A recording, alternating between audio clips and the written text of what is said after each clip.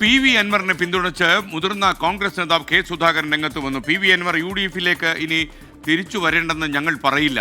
രാഷ്ട്രീയ പതനത്തിലേക്ക് അൻവർ എത്താൻ പാടില്ലായിരുന്നു. തന്നോടൊപ്പം വളർന്ന പഴയ ഒരു കോൺഗ്രസ്സുകാരനാണ് അൻവർ.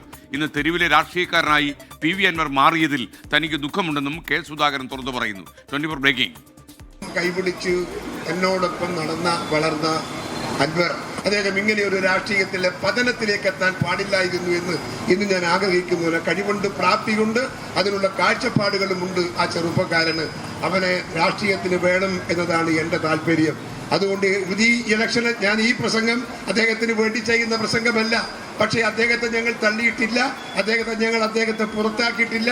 ഇനി അദ്ദേഹം തിരിച്ചു വരണ്ട എന്നൊന്നും ഞങ്ങൾ പറയുന്നില്ല.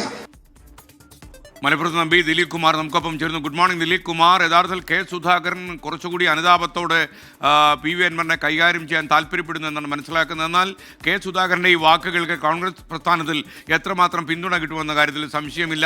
കാരണം അവർ പടി അടച്ചു കഴിഞ്ഞു, കടയും പൂട്ടി, അവർ വാതിലുകൾ കുറ്റിയിട്ടുന്നു മാത്രമല്ല കയറ്റിയിട്ടു. അപ്പോൾ ഇതെല്ലാം ചെയ്തു കഴിഞ്ഞ് കെ സുധാകരൻ ഇങ്ങനെ അലമുറയിട്ടത് കൊണ്ട് വല്ല കാര്യമുണ്ടോ ദിലീപ് കുമാർ?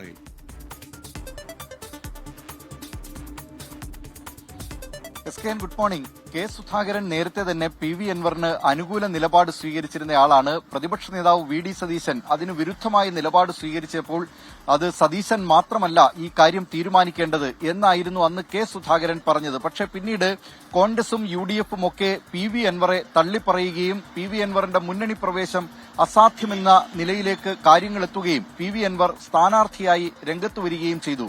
പക്ഷേ കെ സുധാകരൻ ഇപ്പോഴും പ്രതീക്ഷ കൈവിട്ടിട്ടില്ല. അത് കെ സുധാകരന്റെ മാത്രം അഭിപ്രായമല്ല. കോൺഗ്രസിലെ ഒരു വിഭാഗം നേതാക്കളും മുസ്ലിം ലീഗ് അടക്കമുള്ള ചില ഘടകകക്ഷികളും ആ നിലയിൽ തന്നെയാണ്. അതായത് PV അൻവറിനെ മത്സരരംഗത്ത് നിന്ന് ഒഴിവാക്കി ചിത്രം കൂടുതൽ UDF-ന് അനുകൂലമാക്കണം എന്ന ഒരു നിലപാടാണ് അവരുടേത്. അതുകൊണ്ട് തന്നെ ആ കാര്യത്തിൽ ഒരുപക്ഷെ രഹസ്യമായ ചർച്ചകളെങ്കിലും നടക്കുന്നുണ്ടോ എന്നത് ഇനി പുറത്തു വരേണ്ടിയിരിക്കുന്നു. ഇന്നത്തെ ദിവസം വളരെ നിർണായകമാണ്. പ്രത്യേകിച്ച് PV അൻവർ മത്സരരംഗത്തുണ്ടാകുമോ ഇല്ലയോ എന്നത് ഇന്നറിയാം. ഇന്ന് വൈകിട്ട് 3 മണിവരെയാണ് പത്രിക പിൻവലിക്കാനുള്ള അവസാന തീയതി. ചില ചർച്ചകളൊക്കെ ഇപ്പോഴും നടക്കുന്നുണ്ട് എന്ന തരത്തിലുള്ള സൂചനകൾ വരുന്നുണ്ട്. പക്ഷേ താൻ ജീവിച്ചിരിക്കുന്നെങ്കിൽ സ്ഥാനാർത്ഥിയായി മത്സരരംഗത്തുണ്ടാകും എന്നാണ് PV അൻവർ പരസ്യമായി മാധ്യമങ്ങളോട് പറഞ്ഞുകൊണ്ടിരിക്കുന്നത്. അത് എന്തായിരിക്കുമെന്നത് ഇന്ന് വൈകിട്ട് 3 മണിക്ക് ചിത്രം തെളിയും. മത്സരരംഗത്തുണ്ടെങ്കിൽ PV അൻവറിന്റെ ചിഹ്നം എന്തായിരിക്കും എന്നത് സംബന്ധിച്ചൊക്കെ ഇനി അറിയേണ്ടതുണ്ട്. അതും ഇന്ന് വൈകിട്ട് ഈ പത്രിക പിൻവലിക്കാനുള്ള സമയപരിധിക്ക് ശേഷമായിരിക്കും ഓരോ സ്ഥാനാർത്ഥികൾക്കുമുള്ള ചിഹ്നം അനുവദിക്കുക. അത് സംബന്ധിച്ചുമുള്ള തീരുമാനം കാത്തിരിക്കുന്നുണ്ട്. ഏതായാലും PV അൻവറിനെ സംബന്ധിച്ച് നിർണായകമാണ്.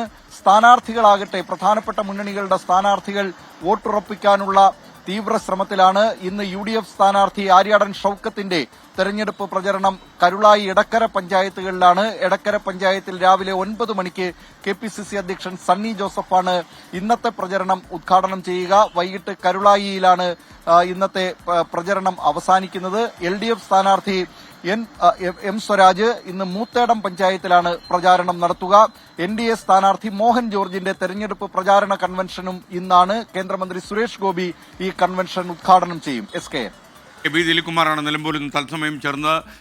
കഴിഞ്ഞ കുറച്ച് ദിവസങ്ങളായി PV അൻവറിന്റെ പ്രകടനം നമ്മൾ ശ്രദ്ധിക്കുമ്പോൾ അദ്ദേഹത്തിന്റെ രാഷ്ട്രീയ തിരിച്ചറിവിന്റെ കിളി പറന്നുപോയോ എന്ന് നമുക്ക് സംശയം തോന്നും. അപ്പോഴാണ് അനുതാപത്തോടെ കെ സുധാകരന്റെ വേറിട്ട ഒരു സ്വരം. ഈ സ്വരം അദ്ദേഹത്തിന് ഒരു അനുകൂലമാകുമോ എന്ന് നമുക്ക് കണ്ടറിയണം. കാരണം പ്രതിപക്ഷ നേതാവ് ഉൾപ്പെടെയുള്ള ആളുകൾ ഈ PV അൻവറിന്റെ സംഭവം അടഞ്ഞ അധ്യായമാണെന്ന് പറഞ്ഞു കഴിഞ്ഞ സാഹചര്യത്തിലാണ് കെ സുധാകരൻ പിന്നെയും അനുതാപത്തിന്റെ വാക്കുകളുമായി കളം നിറയാൻ വന്നിരിക്കുന്നത്.